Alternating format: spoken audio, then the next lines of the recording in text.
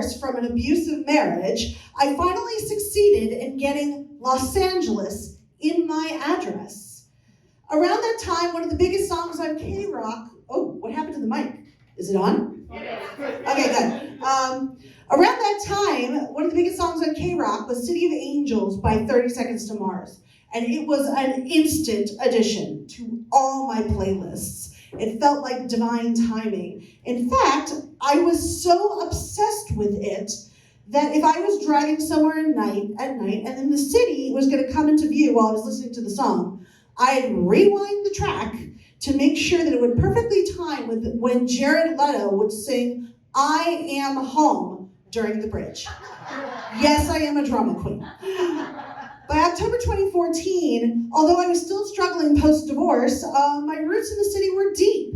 The month was filled with parties and various spooky activities and no end of friends to share them with. Around this time, my friend Allison offered me a ticket to see 30 Seconds to Mars at the annual K-Rock Halloween Bash. Although I jumped at the chance. I wanted my City of Angels moment. Like when we were on the track in the car, except I'd be in the audience, and Jared Leto would be singing, and I'd be like, yeah, I am home. So I wanted the perfect moment. I took the metro from Universal City to Hollywood and Vine, because I know better than to drive in Hollywood and park there.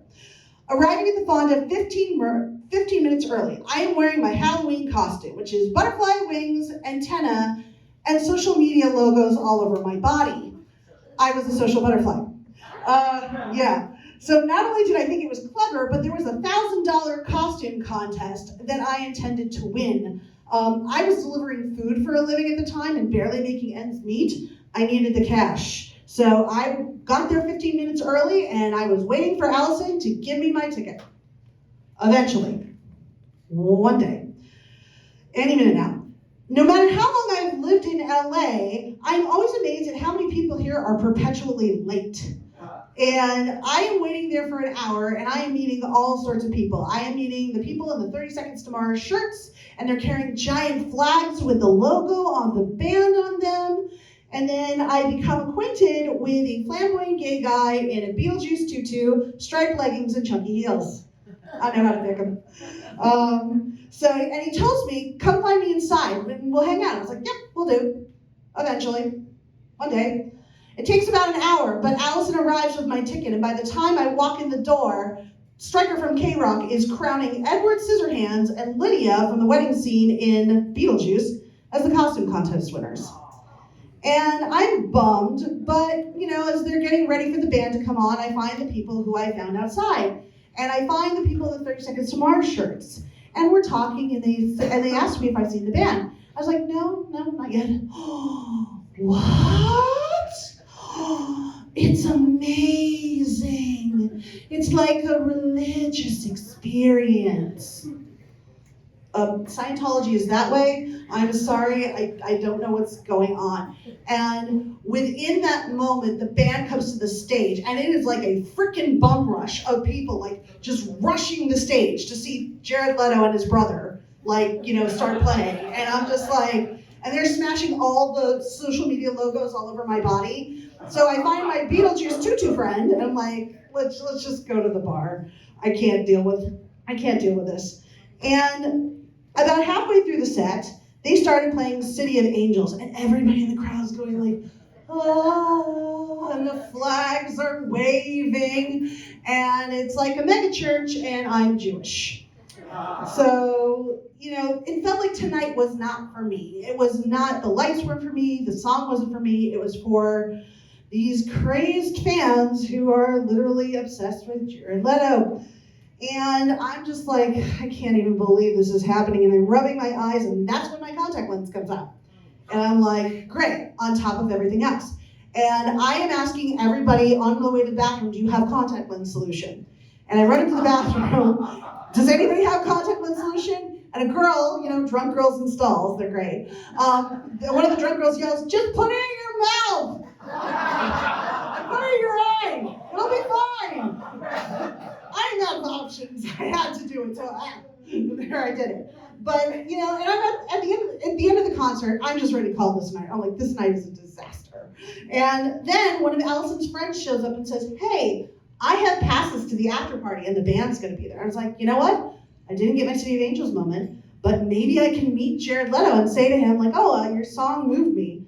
So how many times, this was a chance at redemption. Who knows? Maybe I could find a guy to take home too. This would be great. Let's redeem the night.